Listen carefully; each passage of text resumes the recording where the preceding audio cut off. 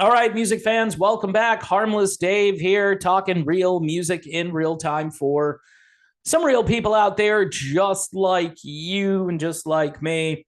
All right, Sunstorm, the band, here they are, Brothers in Arms, one of my favorite albums from 2022. Sometimes I get the year wrong when I'm talking, so I apologize. The other day I said 2020 or something.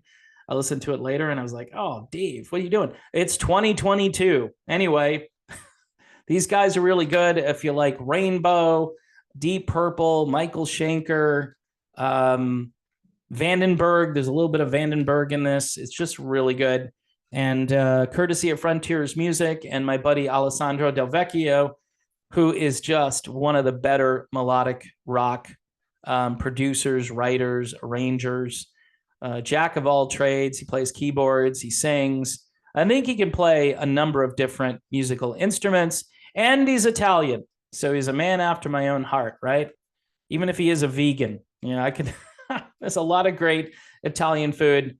You just have to get rid of the meatballs, apparently. But anyway, really good album, courtesy of the folks over at Frontiers Music. Now, I wanted to talk about Neal Schon's Shotgun Wedding. What? Yes, Neal Schon's Shotgun Wedding. Now you're thinking, okay, now Neal has been married a few times.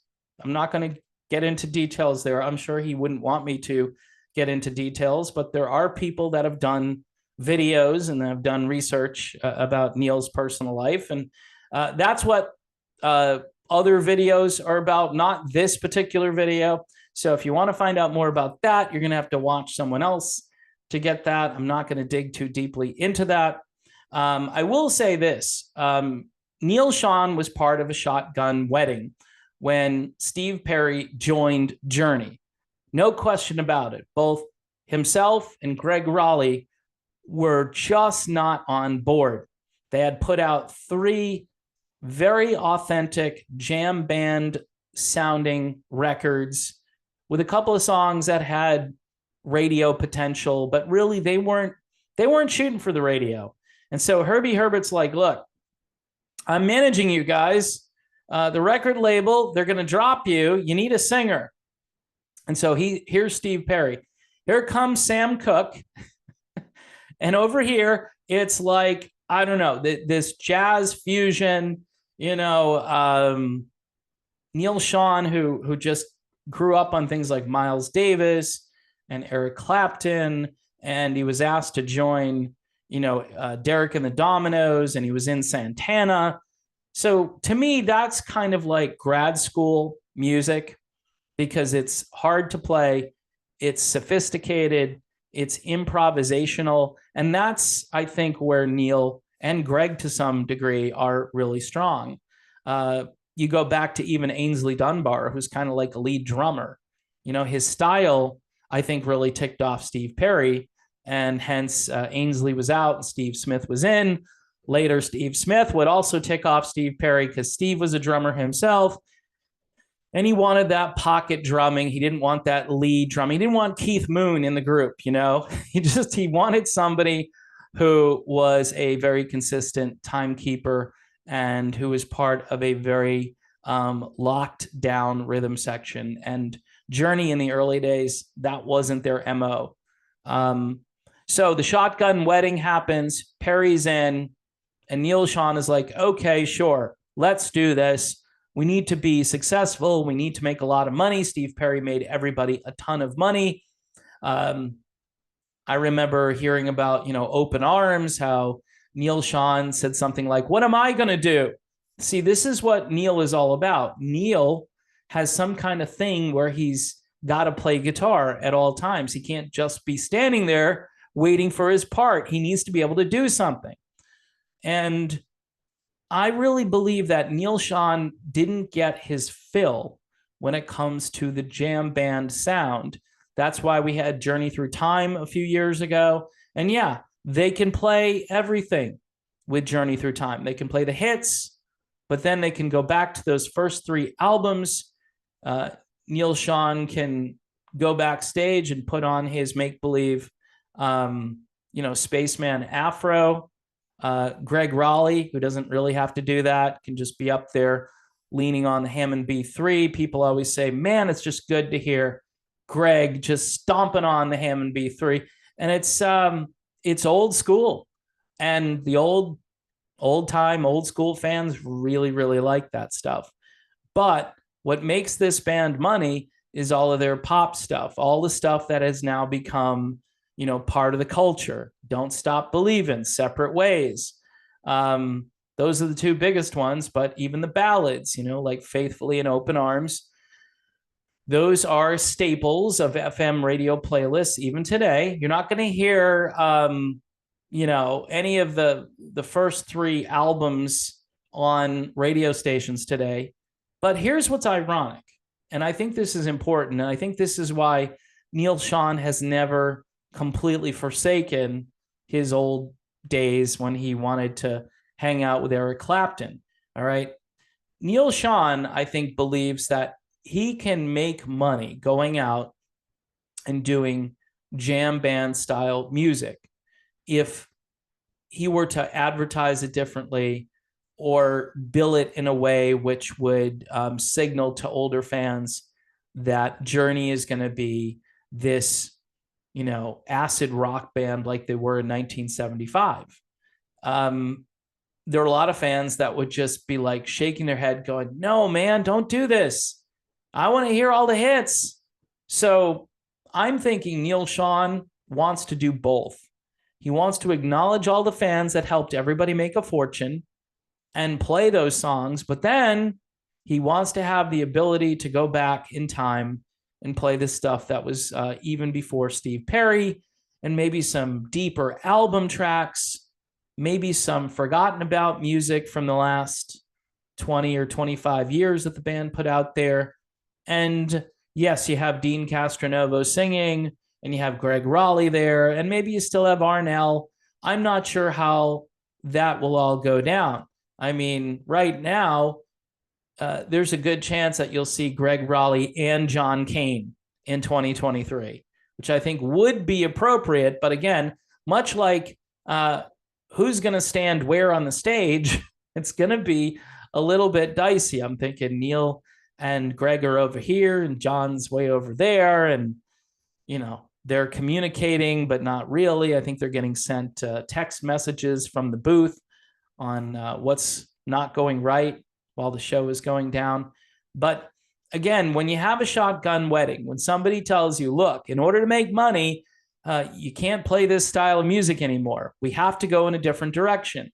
Even though Journey was created to be that kind of band after, both Greg and Neal left Santana.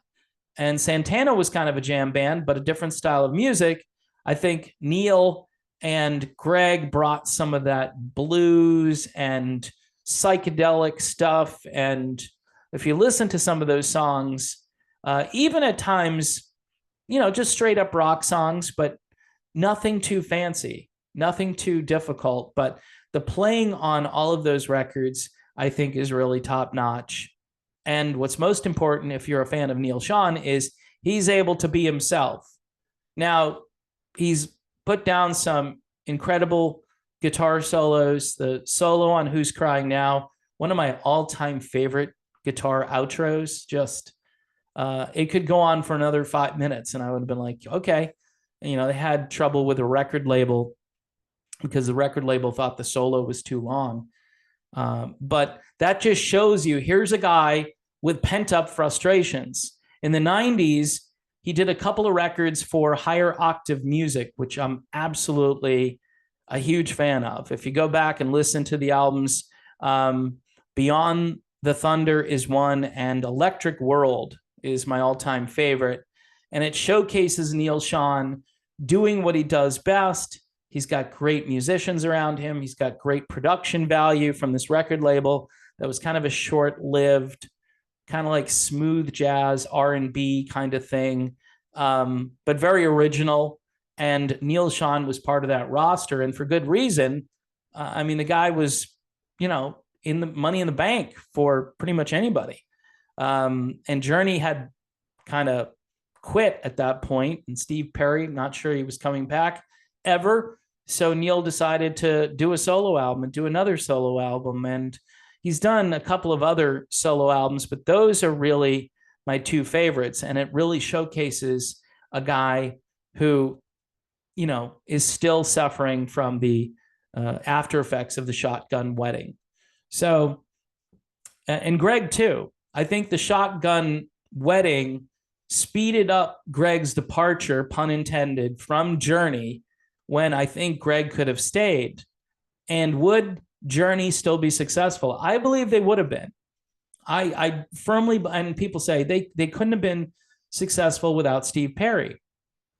I don't know. I don't know. It's hard to say. They wouldn't have been that successful selling records, but I think they would have continued to build their audience. If you remember, the attendance for their concerts was just crazy, but they weren't selling albums.